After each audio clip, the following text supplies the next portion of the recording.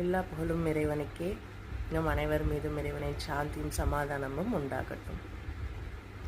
காலைல எந்திரிச்சத்தோட நம்ம இந்த சைடு வந்தோன்னா, இந்த சோஷியல் மீடியா சைடு வந்தோன்னா, எல்லாரும் அப்படியே தத்துவ மழையாக பொழியிறீங்களே, என்ன விஷயம்? மிக முக்கியமாக ஹெவன்சி கவுன்சிலிங்கில் ரொம்ப காலமாக இருந்த ஆட்கள், உங்களுக்கு நல்லா தெரியும், நம்ம வந்து கவுன்சிலிங் எதுவும் கொடுக்கறதில்ல, ஜஸ்ட் நாலேஜ் தான், ஜஸ்ட் உங்களுக்கான எஜுகேஷன் தான் நம்ம கொடுத்துட்ருந்தோம், எடுகேஷன் அண்ட் ட்ரைனிங்.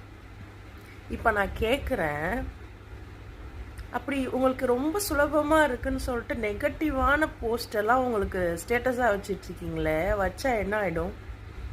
லைஃப் மாறிடுமா? இப்படி தான் இருந்தீங்களா நீங்கள் முன்னாடி? நான் கேட்குறேன், இப்படி தான் நீங்கள் எல்லாம் இருந்தீங்களா? உங்களுக்கு மனசில் என்ன தோணுனாலும் அதையாவது நீங்கள் என்ன பண்ணுங்கள், எழுதியாவது போஸ்ட் பண்ணுங்கள். அது உங்கள் கான்டென்ட்டாக, உங்கள் ரைட்டிங்காக இருக்கட்டும். அதை விட்டுட்டு யாரோ ஒருத்தவங்க ரெடி பண்ணி வச்சுருக்காங்க, ஓ இதுதான் நம்ம தாட் அப்படின்னு நினச்சிக்கிட்டு நீங்கள் அதையே போஸ்ட் பண்ணுறீங்களே, என்ன விஷயம்? தாட் கூட சிந்தனை, உங்கள் சிந்தனை கூட நீங்களாக சிந்திக்க மாட்டிங்களா?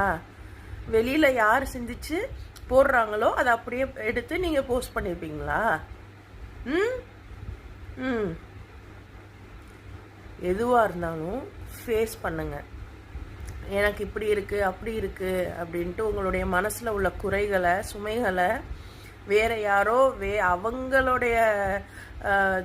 அவங்களுடைய முறைப்படி அல்லது அவங்களுடைய எண்ணப்படி ரெடி பண்ணியிருக்கிற போஸ்ட்டு, மீம்ஸு அல்லது வேறு எதையும் எடுத்துக்கிட்டு நீங்கள் ஷேர் பண்ணிக்கிட்டு திரியாதீங்க.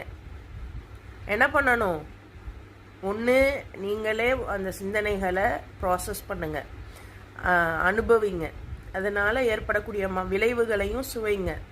இதை நீங்கள் எப்படி மாற்றணும்னு திங்க் பண்ணுங்கள்.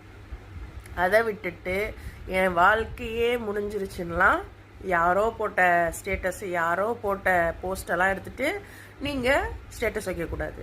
புரியுதா? வாட்ச் பண்ணுவேன்.